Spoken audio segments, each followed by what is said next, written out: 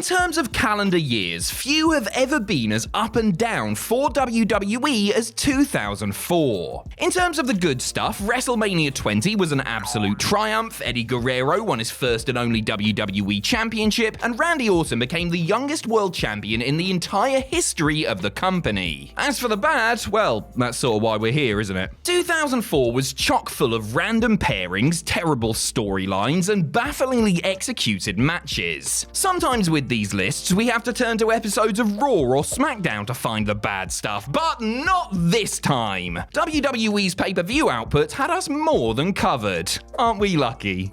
I'm Adam Pachisi from Cultaholic Wrestling, and these are the 10 worst WWE matches of 2004. Join us. Number 10, Daniel PUDER vs Mike MIZANIN at Armageddon.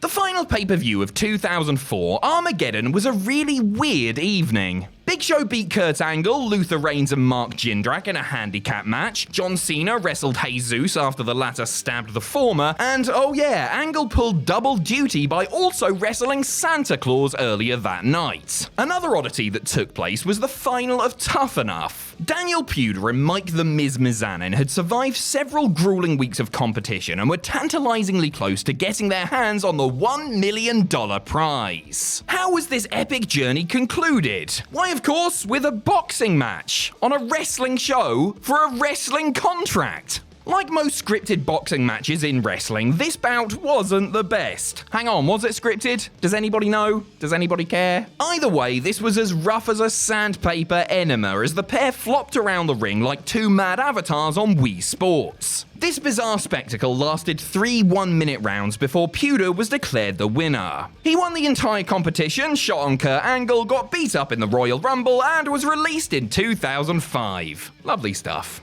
Number 9, Eugene vs Eric Bischoff at Taboo Tuesday.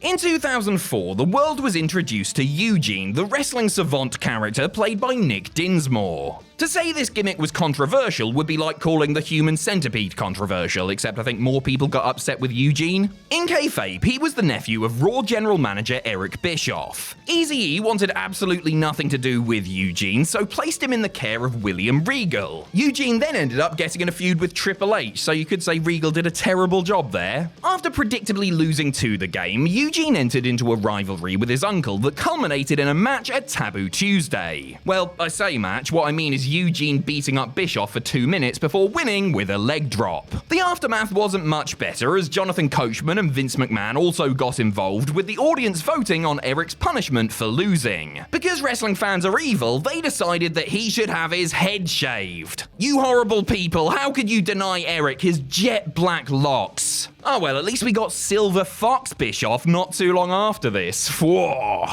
Number 8, Brock Lesnar vs Hardcore Holly at Royal Rumble. In a cruel twist of fate, Bob Holly, a man notorious for stiffing people in the ring, suffered a terrifying unscripted moment while facing Brock Lesnar on an episode of SmackDown in 2002. And by terrifying moment, we mean got his neck broken, although some do speculate that Holly may have been deliberately trying to sandbag Brock and that the accident was more his own fault. When Angry Bob returned from his injury in late 2003, he went straight for the Beast Incarnate, trying to break his neck in return. The two did battle for Lesnar's WWE title at the Royal Rumble in a match that nobody expected the challenger to win, and he didn't. Admittedly, it got off to a hot start, but quickly became bogged down with rest holds until Brock dispatched Bob with an F5. The entire thing only went for 6 minutes and 22 seconds. A world title match on a big show took less time than I take to tie my shoes. Look, I'm not very dexterous, alright? Oh well, at least Hardcore Holly doesn't appear on this list again. I wish we could say the same for Brock. Number 7, Torrie Wilson and Sable vs Miss Jackie and STACY KEIBLER at WrestleMania 20. Oh boy, it is time for the overly sexualized ladies in their underwear match at WrestleMania. 2004's entry into this historic trend was the Playboy evening gown match pitting SmackDown's Torrie Wilson and Sable against Raw's STACY KEIBLER and Miss Jackie. Yep, this was an interpromotional match, clearly a feud so important that it spilled across both shows. In a unique twist on the match type, the ladies actually stripped themselves down to their underwear before it even started. Truly a groundbreaking moment for women's wrestling. The action, if you want to call it that, was exactly as bad as you would think. The four women fumbled around the ring, slapped each other, attempted a few roll-ups, and screamed their lungs out all the while. Fair play to Torrie for hitting a top rope crossbody, but I wouldn't have blamed her if she had just saved the energy for something that actually mattered. Torrie and Sable won, which at the very least extended the latter's WrestleMania streak to 3-0. No jokes, that is legitimately one of the best undefeated Mania streaks still out there, so maybe we should put a bit more respect on this match's name. Number 6, Jamie Noble vs. Nidia at No Way Out.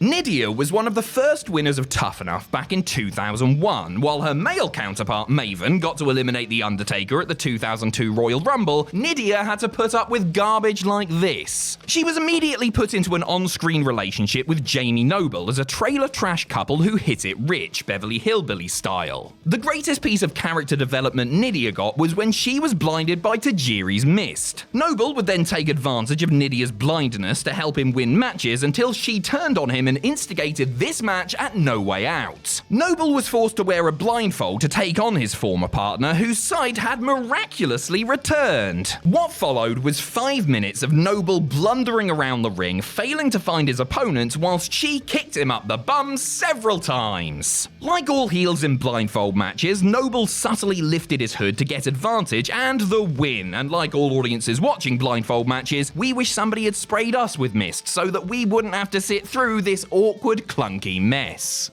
Number 5, Sable vs. Torrie Wilson at the Great American Bash. Despite being a team that was forged in the fire of the Playboy evening gown match, Sable and Torrie soon fell apart after the latter was announced as the poster girl for the Great American Bash. To be fair, if someone else got to wear a Stars and Stripes bikini and I didn't, I would turn on them too. Neither woman was particularly famed for their in-ring ability, so it's no surprise that this match was a bit of a stinker. The bout went just a few seconds shy of Holly and Lesnar at the Rumble, but here they managed to mess up nearly every single spot they did. A sunset flip was more of a sunset flop. They had perhaps the worst double down of all time, and Sable even messed up the pin. It's like messing up the full stop at the end of a sentence. This match was so technically awful that you wonder why WWE even put these two on the pay-per-view at all. Oh yeah, right. Number 4, TYSON TOMKO vs. Steven Richards at Unforgiven.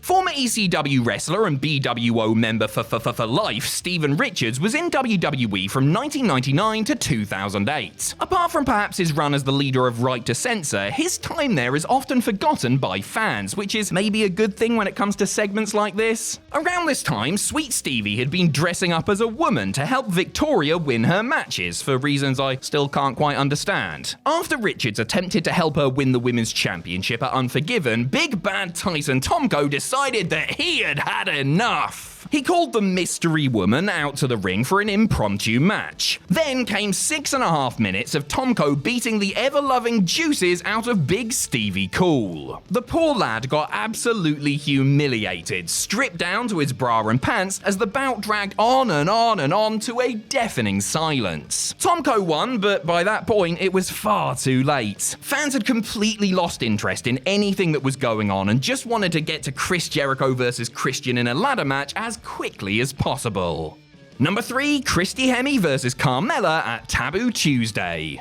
Whilst Daniel PUDER and The Miz were bopping each other with boxing gloves over on SmackDown, a female version of Tough Enough was festering over on Monday nights. The first ever televised diva search ran throughout 2004, the final 2 contestants being CHRISTY HEMME and CARMELLA, no, not that one. After weeks of bikini contests, insult battles, and CHRISTY rubbing pie into her bum, a winner was finally decided. And shockingly, given Tough Enough's track record, the person you've heard of actually won the thing. Torrie. Shortly after HEMME's victory, the pair started a feud that came to a head at Taboo Tuesday. The stipulation was left up to a fan vote, of course, and oh boy was it a tough choice. Lingerie pillow fight, evening gown match, or aerobics challenge? Seems a bit out of left field, but sure. Instead though, the first option won, and so we were treated to two entirely untrained wrestlers clobbering each other with pillows like children at a sleepover. After the feathers settled, CHRISTY was victorious once again in what would be CARMELLA's final appearance on WWE TV. To be honest, I reckon she couldn't have gotten out of there fast enough.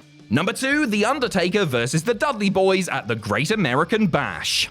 After 3 and a bit years of playing the American Badass, The Undertaker returned to the Deadman persona against his brother Kane at WrestleMania 20. He was accompanied by former manager and his mum's naughty friend, Paul Bearer. Whilst it was great to see Bearer back at the time, little could we have known that his return would have led to this hot mess. On the instructions of Paul Heyman, the Dudley Boyz kidnapped Bearer and used him as leverage over Taker. At the Great American Bash, the Deadman fought the brothers in a handicap match with Bearer trapped in a glass box at the top of the stage. If the Phenom threw the match and let the Dudley Boyz beat him, Bearer would be set free. However, if he went rogue, his manager would be buried in cement. Even without that absolutely insane stipulation, this match was terrible. The action kept getting hampered by Heyman taunting The Undertaker on a house mic, repeatedly calling him a bad dog whenever he actually fought back. Eventually though, Taker won, scared Heyman off with lightning powers, and celebrated by covering Bearer in cement anyway. The bad guys had been absolutely taken care of. All he had to do was rescue his manager. So what was the point of this whole match then? I'm tired, let's just move on. Number 1, Goldberg versus Brock Lesnar at WrestleMania 20, because what else could it have been? An absolute dream match between two living behemoths, Goldberg versus Lesnar at WrestleMania had everything going for it. That is, right up until the news got out that this would be both men's final match in the company. Lesnar was off to try his meaty hands at American football, whilst Big Bill had just had enough. The fans were not happy. Those in attendance at Madison Square Garden dumped on this match like it was the inside of a toilet. They rained boos down on both men, and very clearly, rather than trying to win them back, the participants just gave them even more reason to boo. They stalled, they locked up, they stalled again, they locked up again, repeating this tedious pattern over and over for 14 agonizing minutes. Not even special guest referee Steve Austin could save the day, as fans were delighted to see Goldberg pin Brock just because it meant that the match was over. A truly fascinating encounter, this put a stain on both men's legacies that wouldn't be removed until 13 years later.